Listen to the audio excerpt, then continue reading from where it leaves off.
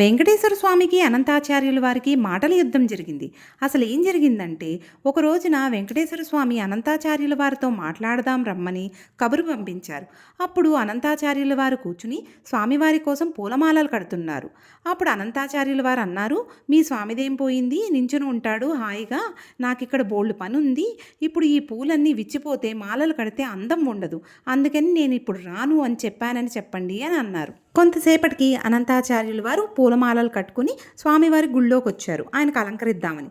అప్పుడు వెంకటేశ్వర స్వామి ఆయన్ని చూసి, ఏమయ్యా అనంతాచార్యులు, ఇందాక రమ్మంటేనేమో నాకు బోల్డు పని ఉంది రానన్నావు, ఇప్పుడేమో పూలమాలలు పట్టుకుని వచ్చేసావు అలంకరించడానికి, నాకు నీ పూలమాలలు ఏం అక్కర్లేదు, పట్టుకెళ్ళిపో అన్నారు. అప్పుడు అనంతాచార్యుల వారు అన్నారు, మీరు పుచ్చుకోండి పుచ్చుకోకపోకండి, నేను మా గురువు గారికి మాట ఇచ్చాను, మీకు నిత్య పుష్ప కైంకర్యం చేయిస్తాను అని చెప్పి, నేను మంచి పూలమాలలు కట్టి తీసుకొచ్చేసి ఇక్కడ గుళ్ళానికి పెట్టి వెళ్ళిపోతాను అన్నారు అనంతాచార్యుల వారు. ఆ తర్వాత ఏం జరిగిందో నెక్స్ట్ షాట్లో చూద్దాం.